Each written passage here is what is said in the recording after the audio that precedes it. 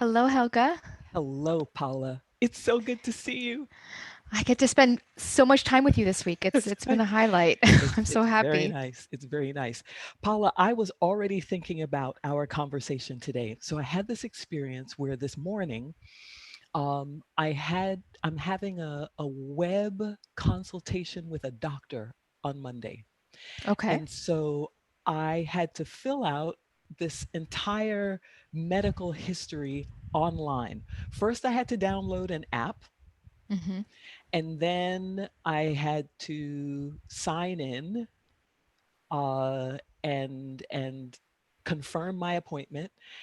And then I got sent an entire thing of questions, maybe 50 or 60 questions around my medical health.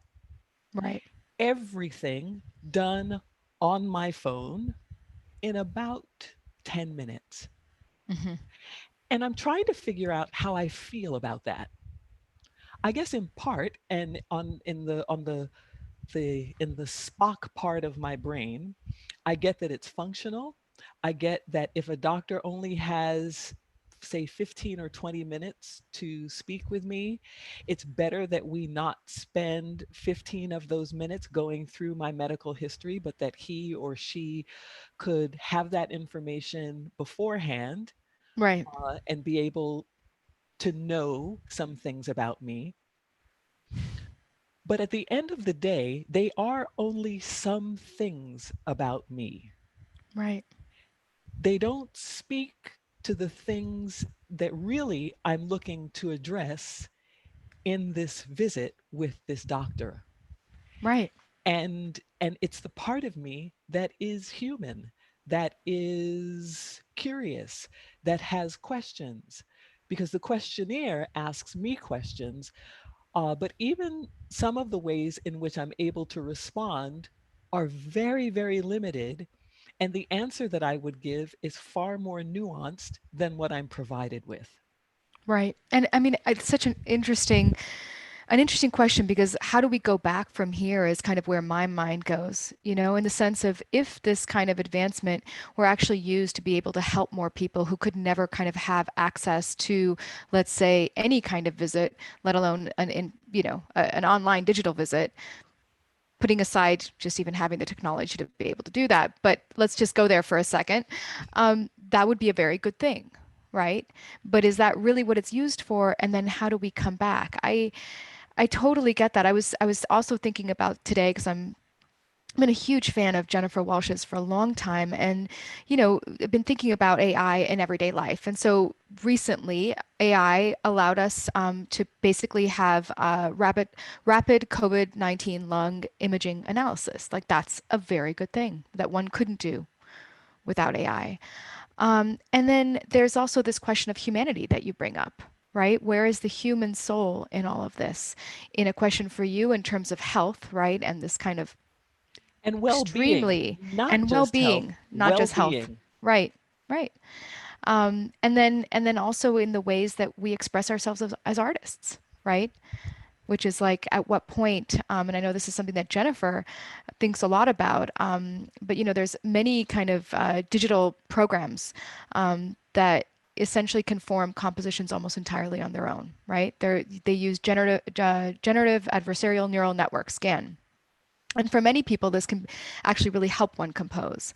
But for others, they worry about replacing human creativity. And of course, these programs, how are they programmed, right? And what are the biases? So these are some of the things that I think are really interesting. But you bring up a really, I think, scary question, of how do we go back from here? If these become ways of the future, can we go back to a place where the in-person nuances that mean everything Everything.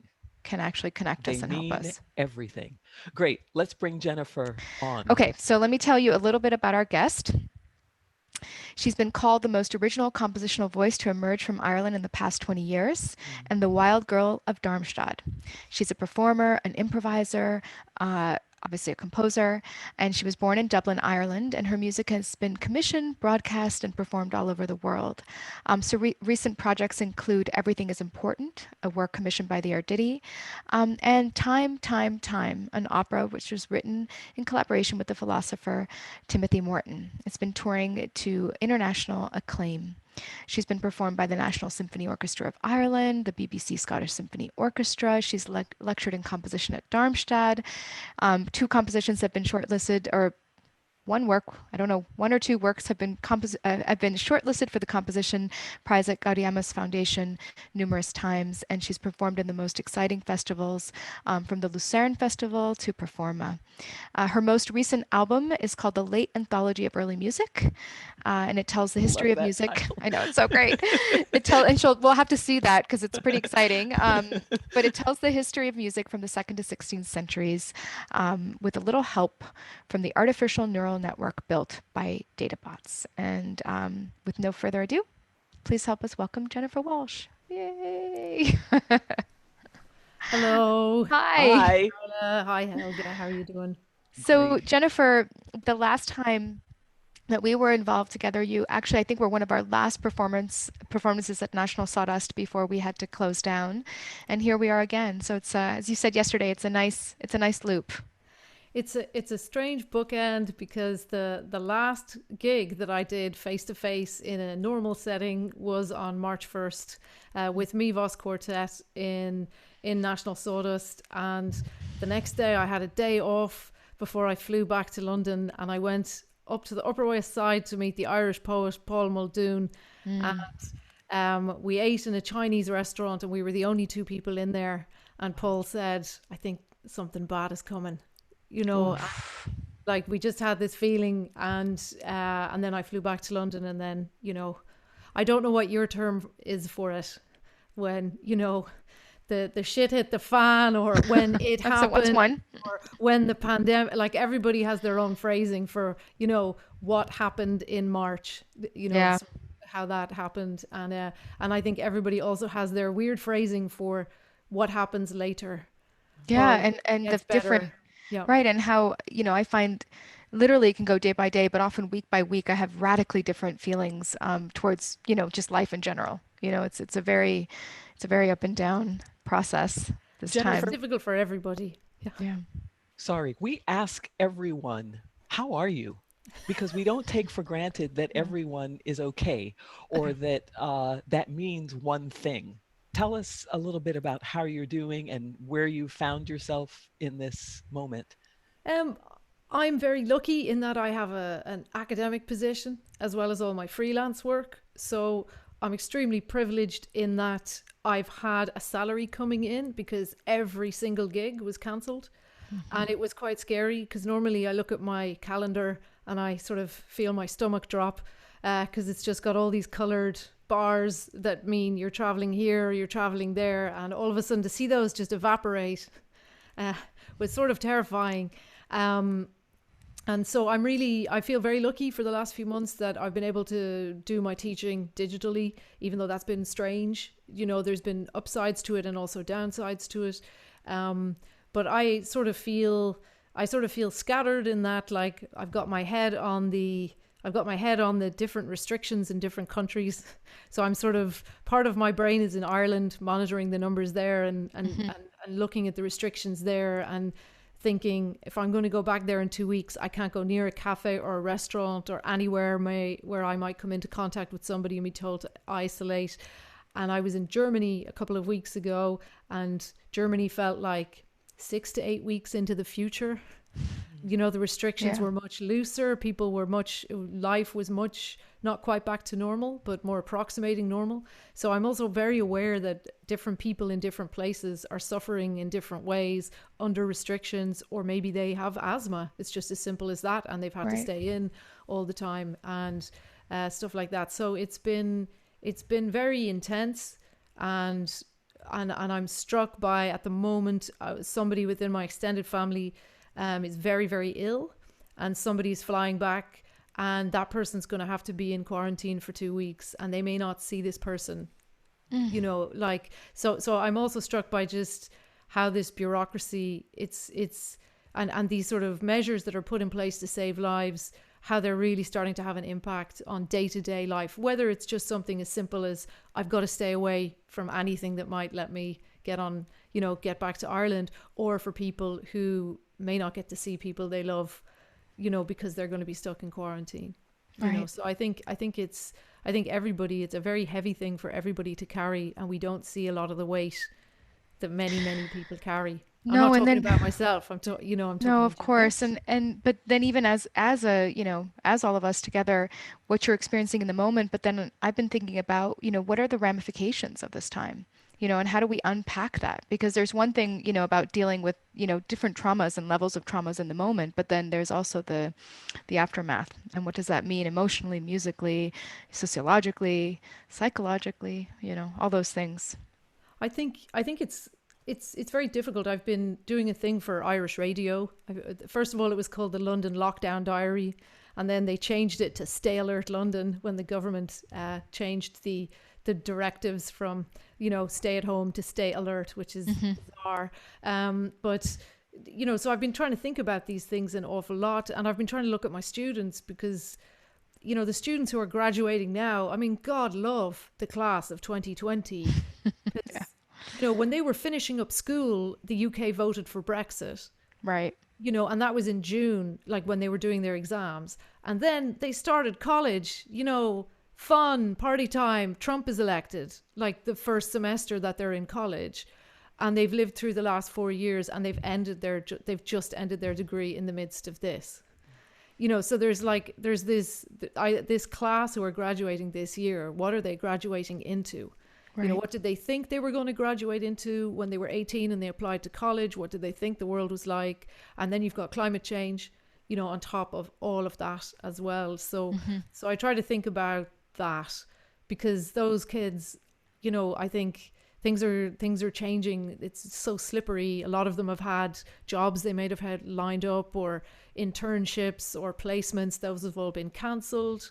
How does their life begin now? So the one thing I'll say, I was teaching a class the other day, is that, often the kind of older guard, there's always gatekeeping. I mean, there's gatekeeping that's systemic, and then there's just the nature of people getting older and holding positions, and being in a position to be able to alter the course of our field. But what I was telling them was that the old guard always looks to see what the new directions are, and in a way they're uniquely positioned because the entire world has changed for everybody. And so the ways that they're going to enter into this field, that they're going to be able to support themselves, as complex and as I know it's going to have difficult ramifications, I do think they're uniquely poised to enter in a way that's very different, and that and I count myself as everyone will want to and need to contend with, which I think is hopefully a positive thing. Hopefully. What have been For some them. of the up and the downsides of having to teach in this way? Some of the kids, this semester suited them a lot better. They were happy not to be in the building constantly. They were happy, and they were more creative because they were at home. And I remember one student saying to me, I remember one student saying, I would go into the university just because that's what you did each day. You went in. And he said, now that I can't go in, I'm more focused. And some of them, because maybe they're only taking a half class load or 75% of their regular class load, they've just got more time, to play And to around create. with ideas. Yeah, exactly. To play around. And I tried very much to just sort of support that. I was like, whatever you want to do is the right thing. And if you don't feel like making work, that's the right thing too. So I'm here, I'm like what did a priest once said to my father? I'm just like a spare tire in the boot. I'm here when you need me. That's great. So the very new generation of priests in Ireland say, I'm here when you need me, births, deaths, like I'm there in the boot. Or Oh my gosh. guys would say. But no, so that was the attitude I took, so I do remember doing free improv on Zoom, and it was like the most bizarre film I'd ever watched, like a multi-camera film. And they were like running around in their apartments with their laptops, spinning them around and grabbing books and holding them up to the camera. And it was this really bizarre experience that I thought there's no way I would have ever suggested this, prior to this time. Right. No, of course. And speaking of of Zoom, we're going to ask you to do the same. Okay. Well, I thought because it's Zoom, and even though I have like a very nice expensive microphone, I don't have, a second laptop and, all the production equipment. So I thought that I would play a piece that sort of feels a bit intimate to me anyway. This is a piece that back in 1995, I wrote this piece for voice and piano, and I set some haiku by Masaoka Shiki, a late 19th century Japanese writer. And when I wrote these haiku, I sort of felt at the time, and I would have been, 21, 22, that this was like a proper composition. Like I had written something which felt like a proper, and that's a very, as the kids say, problematic term to begin with. Like, what's a proper composition? Why do you feel it's a proper composition? What makes you write that way? But it was a piece which, I wrote. And then when I got to grad school, I, found a singer and she performed it. And then of course I stopped writing anything that sounded like that, immediately afterwards. And one thing that's been interesting for me over the last couple of years, I'm in my 40s now, and you're having that sort of reflection about the work that you wrote when you started out, because there's enough of a distance to it now that you're really sort of thinking like, how was I? Who was I? At that point, I just read Recollections of My Non-Existence by Rebecca Solnit, which I highly recommend. And she talks very much about this, like, who are you even at 20, at 22, 23? You don't know who you are. You're just trying to figure that out. So I sort of, going back through early pieces, taking a look at them. And what I started doing was making sort of extra layers on them. Like a new layer 20 years later. So a couple of years ago, I dug out this 16 haiku because I had a cassette of it, of a performance from 1997. And I've been obsessed with tapes and cassettes for a very long time. I know I've mentioned a priest, and I'm about to talk about my first Holy Communion, which makes me really tick all the stereotypical Irish boxes. But for my in Ireland, when you make your first Holy Communion, everybody gives you money, and it's the first time in your life at age 7 when anybody gives you money, and you save it up, and kids will try and buy a bicycle or something. And if somebody's really, really tight with money, we'll say, he's still holding on to his first Holy Communion money if he won't buy you a drink in the pub or something. But I saved up my first Holy Communion money, and I bought a tape recorder. And this felt like mind-blowing because I had technology and I could record things and I could make radio shows, with my sister and things like that. So I still have this deep affection for, these type of tape recorders, these, sort of book-sized ones. And I still have my original first Holy Communion tape recorder in Ireland. But so I'm going to play the original cassette. So this is the only copy that I have of this. If this cassette breaks, I'm really in trouble. And I'm layered on top of this is text, and the text is taken from a wide range of different sources. I'll explain maybe afterwards sort of the process that I go through with text, how I generate text and collect it and stuff like this. But this is me trying to sort of have present Jenny, this time in life, Jenny, coming to terms with the the Jenny of over 20 years ago. Here we go. Trying to figure out how they work together. So.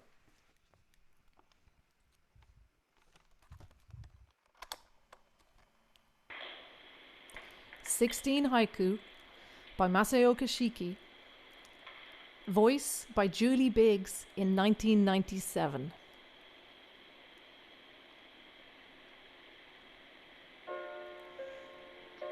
Remember that thing that happened? That you may have strong feelings about? That thing that affected you so deeply? Well, we're aware of that thing and we're referencing it.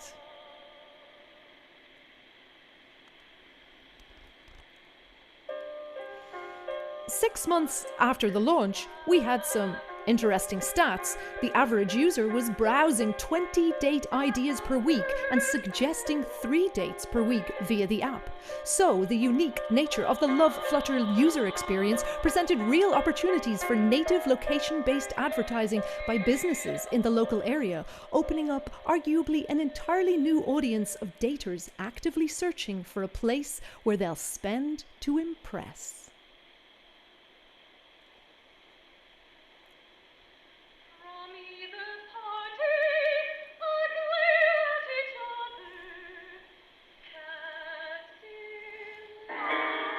Ever since I came here, it's been all about me. I used to be made fun of in high school, but now I'm the shit. Literally.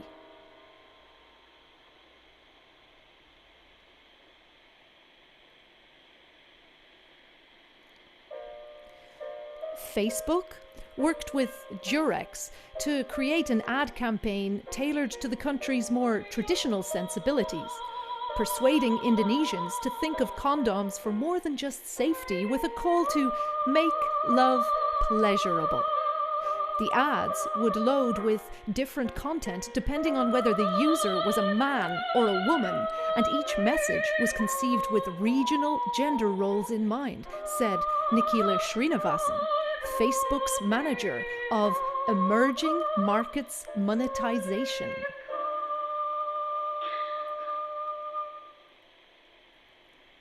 Summer.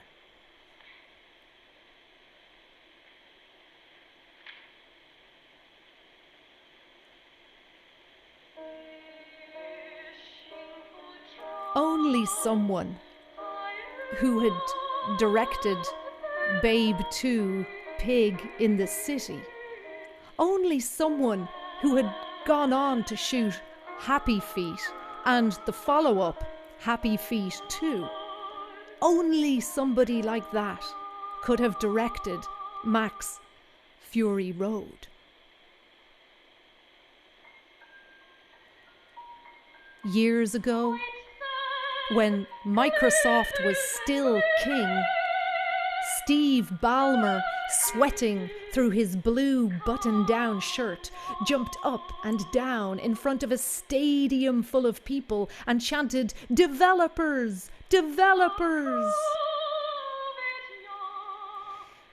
It's gonna be a show called Naked and Afraid, which drops 2 naked skills practitioners into a distant, inhospitable country to survive for 21 famished days.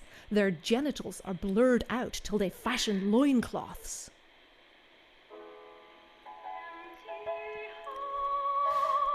I wonder if George Clooney would be asked about Puff Daddy's ancillary liquor line, said Gwyneth.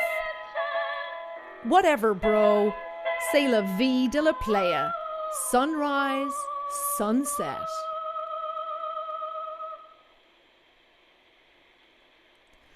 Autumn.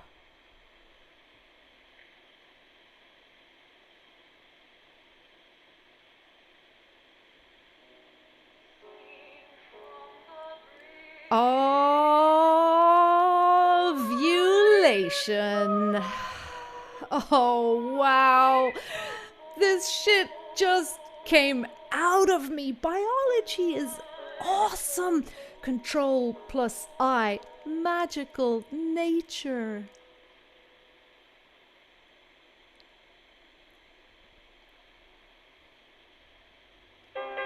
Catharsis? Catharsis is crying in Oprah's arms while being given a gift bag. Catharsis? That means a redefined private members club. It means articulating Chloe Savini's brand of removed cool. It means waiting for something to upload. It means populating your blog with content.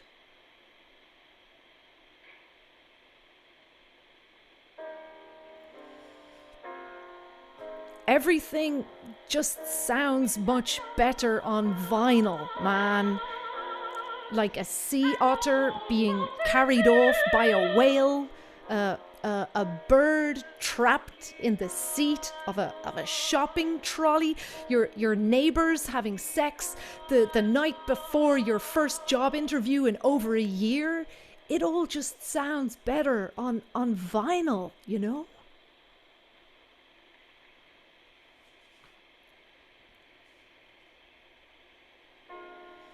It's a tumbler with pictures of white guys with beards and their Eurorack modular synthesizers. It's a tumbler of Tinder users who live in Brooklyn. It's a tumbler of Irish DJs and they all look depressed. It's a tumbler of guys who use the expression "nice guys always finish last" in their OkCupid profiles. It's a tumbler of guys who wear headphones in their online dating profiles.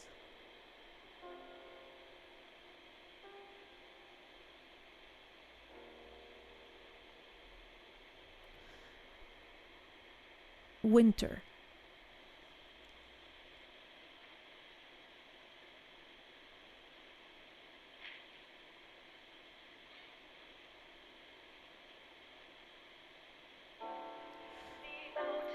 Okay, that sounds good.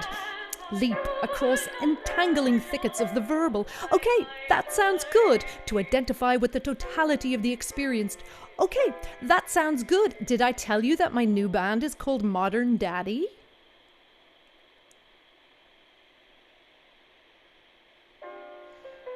What I'm about to say is a promoted tweet. Comment on dirt and ravings, deal out vigilante justice, plan a civil disobedience, but do not, I repeat, do not ever give Phil Collins your phone number.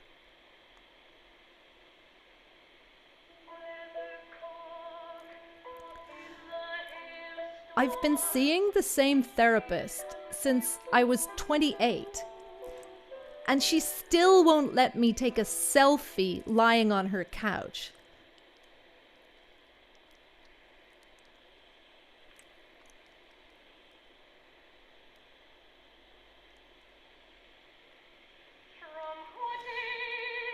We therefore need, Marina Warner writes, urgently, to think about how some of the pleasures of academic work, or at least a deep love for the myth of what we thought being an intellectual would look like, bind us more tightly into a neoliberal regime.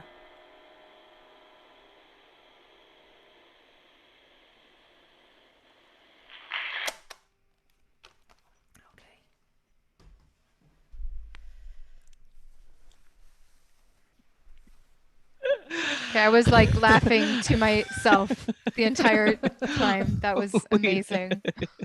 I'm glad you were laughing. It's quite, this is, I have to say, like, I remember reading this quote from Marina Abramovich where she said, the medium that my work is made with is the energy between human beings.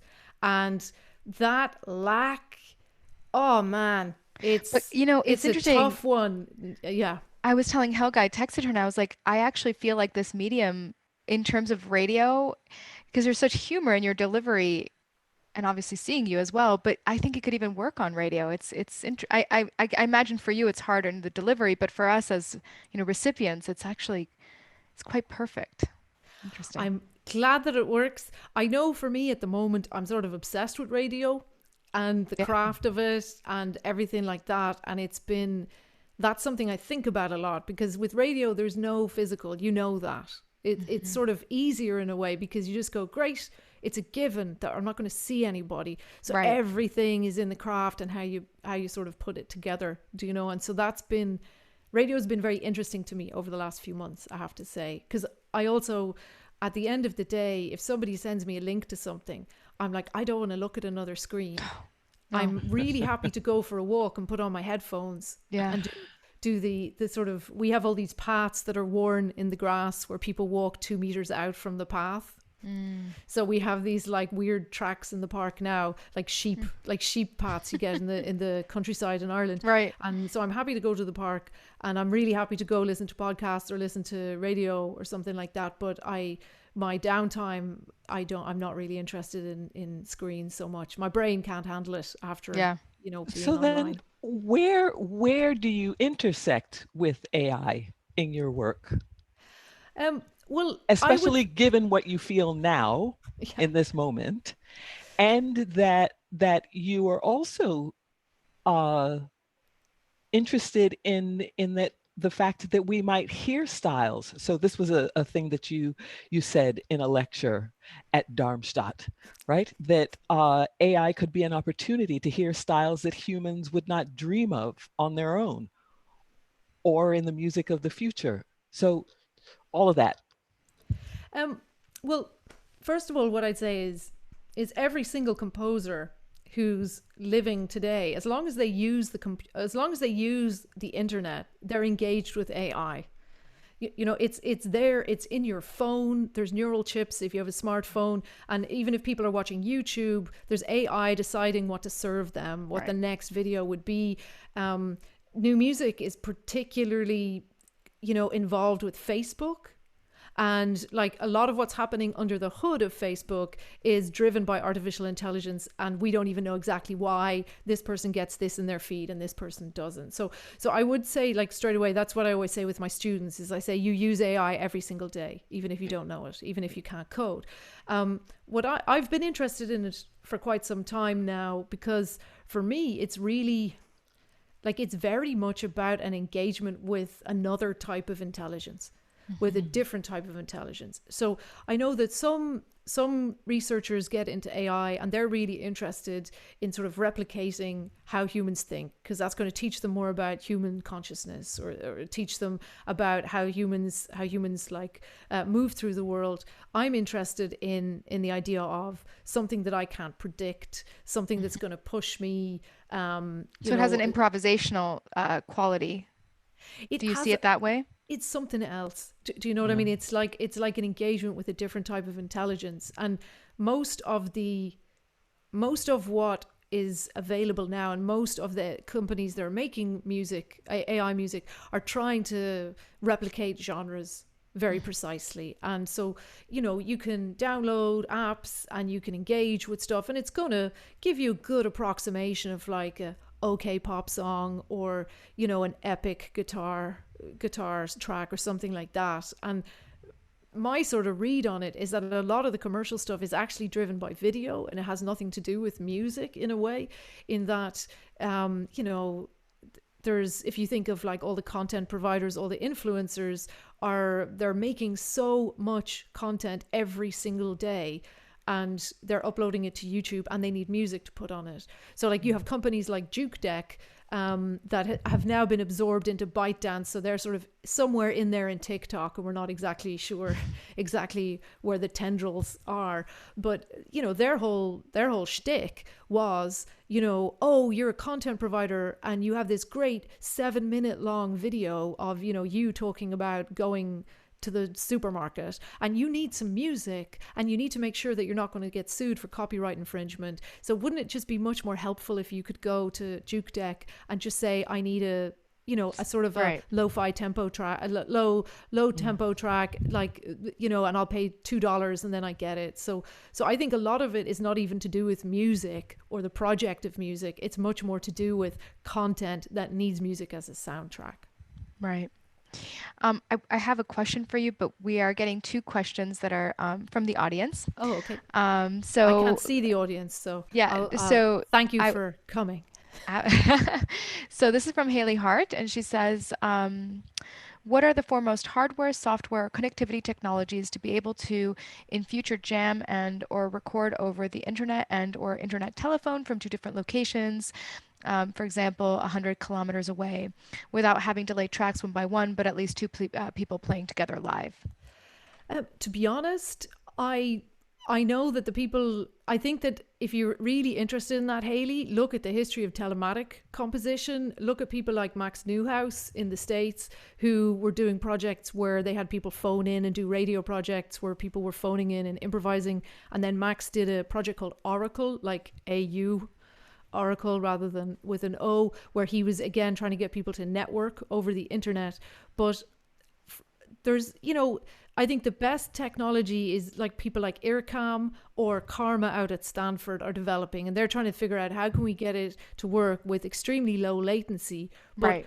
my sort of money is slightly on a different horse in that race, in that I'm sort of interested about like I think some of the things that I've seen during lockdown, which I thought were really interesting, was Thing NY did some online performances which were completely bizarre and weird and just lived in that Zoom space. And and allowed there to be latency and confusion and glitches, and it was something different than just trying to do something together at the same time over the internet. Right. There was also a group who did a performance, what's their name? They did a performance in Animal Crossing where they used the instruments, they used the objects inside the game of Animal Crossing to make the sound. So they weren't trying to improvise, I'm in my flat, you're in your flat, and we try to make it happen at the same time over the internet. They were in a different virtual space together in the way that you can be together in a game that's different, to just like being together in Zoom. And they were just using, like they had assembled objects in Animal Crossing that had like diegetic sound effect sound, like Foley sound within the game, and they were using that. And they were called Lil Jörg Fry. That was their name. So after the Vandalweiser composer. So those are the sort of projects that I think I keep my ears more open for. So like essentially treating the glitches and the technology we have as opportunities instead of something to overcome. Seeing what it is, like, because I know there's this great quote from, I think it's Elan Lee was his name. He was like one of the, at Microsoft, really involved with like Xboxes and augmented reality gaming and sort of intermedia gaming. And he said this, I remember reading an interview where he said, the internet has new ways of telling us stories and we have to try and listen to it. And I think that like every medium that is developed has to develop its own grammar. When cinema, when film was developed, it had to develop a cinematic grammar. People had to understand that if this was a shot of a building and then that's a shot of a person, that person is in that building, and it takes a while for that grammar to evolve. Right. And so that actually ties into the next question, which is what role does social technology play in your compositions? Another question from the audience. Well, I'm looking at the internet all the time as just this completely weird phenomenon that exists in our lives. And so social technologies, in terms of, I suppose, social media, I'm reading what I'm really fascinated, for example, by how people use language, like how people develop slang on the internet, the way that they've developed ways of talking about things. Gretchen McCulloch wrote a great book about that called Because Internet, which is about the linguistics of how we type on the internet. Like, I'm sure many of you have had the experience of like an elderly family member starting to use emojis. And it's this weird thing as they are figuring it out, and then they fixate on certain emojis, and then they get really creative with it, and then they use really rude emojis by accident, and, or it's lots of love. Right? Yeah, exactly. So I think I'm interested in the internet because, like, I was one of these people when I was a kid that if I saw like a notebook on the street that somebody threw in the trash, I'd bring it home and read it. I sort of was always interested in found texts, in old letters, in, what was not just literature in a book, but like the way people communicate. And so the internet gives me vast access to all of that. I know we're going to go to another piece, but I have one question that I just want to know, which is that, I find there's so much humor in your music, and, I'm curious as to what you're writing right now and with how you're feeling and, just emotionally, compositionally, AI wise, how do these things intersect and where you're at right now? Well, over the project that I'm writing at the moment is a piece called Ireland, a Data Set. And I had thought that would be a project that I'd be working on for the last 6 months, and that I'd be going to visit archives and all of that just had to go down the tubes. So when the lockdown first happened, I had to sort of put that piece on pause and reconfigure it and figure out how it would work for me. So the first part of the lockdown, I actually did lots of radio, and I would say my insanity lockdown piece was I did an hour-long remix of 300 versions of Danny Boy, which took like a lot of work to put together. And that was sort of like, it was like making a quilt. Do you know? And people are like trying to like, so that was sort of just this project that I did. And now I'm going to train an AI on all those versions of Danny Boy and see if I can get like the Danny Boy, like the ultimate Danny Boy from all of that. Can people hear this anywhere? Oh, the Danny Boy remix. Yeah. All they need to do is just type in Ultimate Chill Danny Boy Mega Mix 2020. Okay. To the National Sawdust team, if we could put that in the, in the Facebook, slot so people can look that up. Sorry, go ahead. No, you go ahead, Helga. No, I was just going to say, before we hear another piece of music from you, can we hear about your record? Oh, sure. Yeah. So the thing is, I've been doing lots of projects related to machine learning in different ways. And I think that for me, it's very interesting because there's a lot to learn about the field of it, and then it's applied in different ways. So if you're out there and you're a young musician, or not a young musician, you could be any age, and you are sort of interested in machine learning, there's plenty of tools that you can use. A lot of them are provided by big companies, and you can sort of figure out whether that's okay with you or not, ideologically or politically. But for me, what I've tried to do over the last sort of, I would say 8 to 10 years was sort of just learn as much as I could by talking to as many different people as I could, and emailing people and following lots of people. Pardon? Yeah. Remember that? Talking to people? Exactly. I know. So I did one project last year 2 years ago, called Ultra Chunk, that I did with this technologist and artist genius, Memo Acton is his name, where we spent a year, and I made webcam recordings every day, which was agony. And I'm getting flashbacks to it now with all the Zoom. And it was just me recording myself in a room. And then Memo was able to take all of that data and make a network, and it could exist as a sort of a digital version of me. So not a processed version, not a sampled version, but generated approximately 20 frames per second in real time, and I could improvise with it. And that was completely bizarre, hugely resource intensive. That's the other thing about AI. It's incredibly resource intensive. Like Memo and we ended up having to buy a very expensive PC to do all of the computations on. So like our fees were sort of co-invested. And I suppose I give these details because sometimes people think I'd like to do a project with AI, and then that's a stumbling block, is that, it's resource intensive. But along the way, during that period, I got to know the work of DataBots and CJ and Zach, and I just thought their work was really funny and really interesting and clever. And they're really into open source, and they want to make tools that like kids can make weird music by deciding, what if Michael Bolton liked Bulgarian folk music a lot? You know what I mean? So they're completely up my alley in that it's thinking AI as a tool, almost a bespoke tool for composers who think that way, to sort of push further at the boundaries. So in 2018, I emailed them and I just said, hey, I like your projects. And they wrote back and they were like, hey, we should do a collaboration. And so we never met one another. And I sent them a huge big folder of like loads of recordings of my voice, a cappella, just my voice and nothing else. And they trained their system on it. They use sample RNN, which is a neural network, recurrent neural network. They didn't make it, but they sort of tweaked it to sort of run their way. And then they just sent me back like 841 files. And this was the network, every single training result. So normally when you would see an AI, you would see, somebody would say, this AI learned to make ice cream flavors using H.P. Lovecraft, story titles or something like that. You see the finished results. You don't see all the garbage, along the way as it was sort of learning. So I was fascinated because they sent me the whole stack of files. So I could hear the network as I listened to these files, learn to make my voice. Right. And the very first file just was for a minute, nonstop, no breathing, nothing.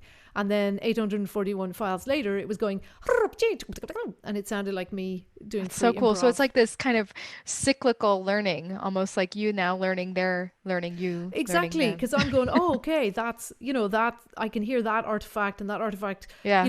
in file 37, a whistling sound appears and it stays there for 200 files. And it's like the worst teenage habit, that somebody develops. And you're like, I wish they'd stop saying that. And then finally it goes away and they stop saying that.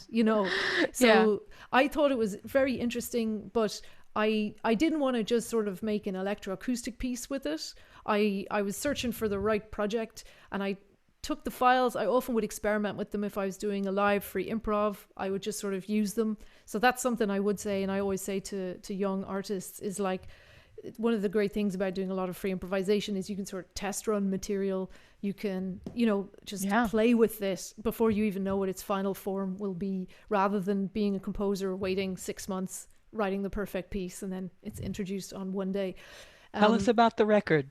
So then what I did is I was looking on my bookshelf, and I could see these books, the Grout, History of Western Music, and I had these flashbacks to when I had to teach the history of Western music.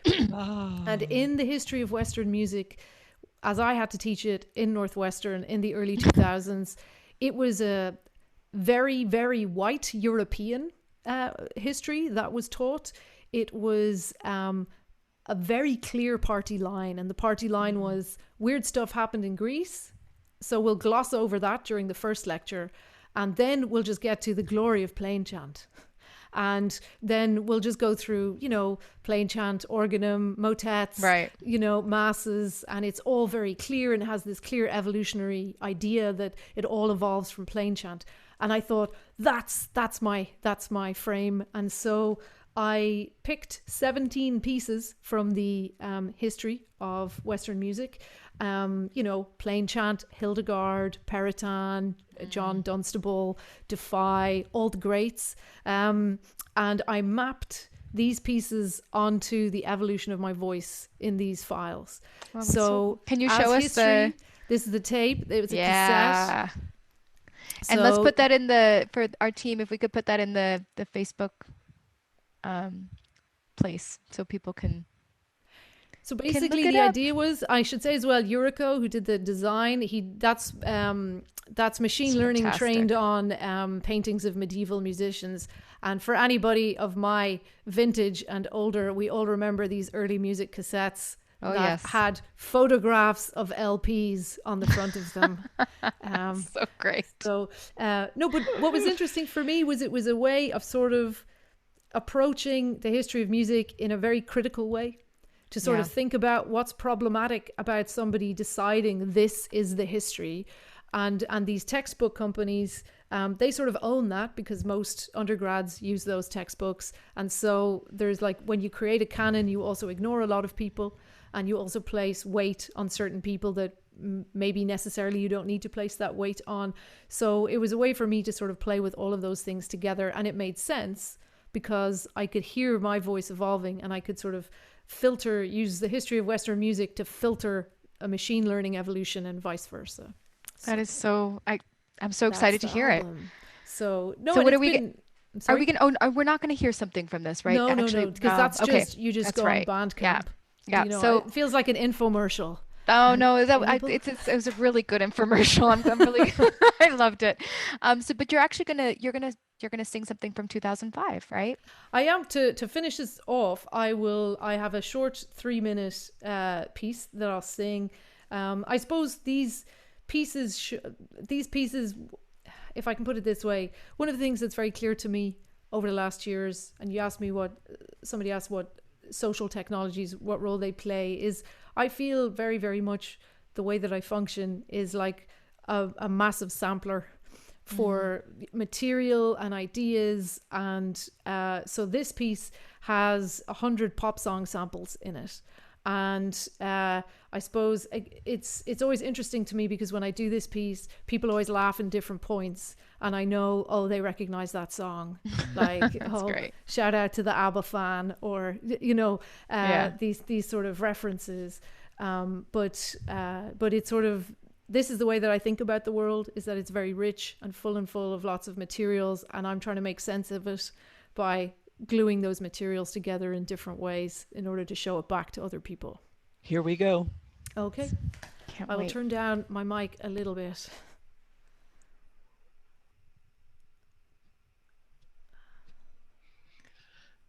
Just give me a second. Okay. Okay. Okay. So this piece is called G-L-O or I. G-L-O-R Gloria, Gloria, though I never tied you to a kitchen chair, and from your lips she, hallelujah, hallelujah, not gonna mind, 'cause I am your lady. Hear the drum again. Life is a mystery. Everyone you to boys of the right time and young, all by myself. Don't name is Rio and she dances on the eye. I love the Eileen to Raleigh. Come on, Eileen to right round, baby, run. Head on the wall, scaramouche, scaramouche, will you? Oh, they're turning Japanese. I think I'm turning Japanese. I really lose a baby. So my, said dear, here I can't help wanting you. 'Cause the way you want it, that's the way you need it. If you won't, don't you want me? How do you think he take me home from out of, well, I guess it would be watch your step, shake your ass, show me what your gentle is the rain that fall. She was a friend of through the tears that keep me alive, to keep on was en vivant, c'est Celine, la la la la la la la la la he la la la la la la. Hammer time, child, I had a back in black, please give me a ride. I ran so ain't nobody dope. I went to sleep with dun call me alone his door. He got on, get fooled again. Needle in the hay, needle in the side to me. I don't talking up when I believe U.S. town girl. She's been moaning, ooh, ooh, it's all so fix up, look, star man waiting in the sky. He'd like to kiss, will always just listen to the rhythm of my heart. I believe in it. Stand up, well, think nasty, baby, you're all that crimson. My loneliness is R-E-S-P-E-C. Woo-hoo, this city on rock and truth is found to be everybody. Dream police, they come to nation junk that's going right. You're what it's like being male, middle class, and scape. We as girl think she's with you, darling, now.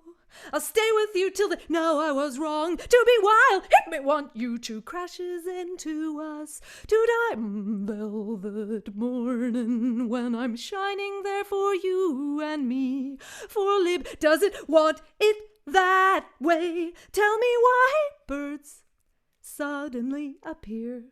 Every love shack is with myself. Tell you you're my soul today at the reception. A glass of wine, interchange, you're my dance again. Guilty feet, wet, headways there. Whoa! Are you okay? Are you okay, Eddie? There we go. Sorry, normally I would not be wearing large, encumbered some headphones during a performance, so they were starting to slip a little bit. That was incredible. That was incredible. Thank you. This was fun. This was really fun. And, got all these thoughts swirling in my head, and just really thankful to you for spending, this time with us today. And I encourage everyone who's listening to pick up her latest cassette tape, The Late Anthology of Early Music, which you can find in our feed. And hopefully we can recontinue this conversation, if not online, in person one day soon. I would really love that. Thank you very much for the invitation, and thanks to all of, I know the people who are watching this can't see the vast technical team trying to make this run as smoothly as possible, make it as un-Zoom-like as possible in the age of Zoom behind the scenes. So thanks to everybody there too. But thank you very much for the invitation. We loved having you. And for those of you who do follow the masterclasses, we're going to take a little pause next week and then be back in 2 weeks with Tanya Leon. So thank you, Jennifer. Thank you, Thanks Helga. very So Thanks to our much. much. team, and Thanks, Bye. take Paula, care. and our team. Yes.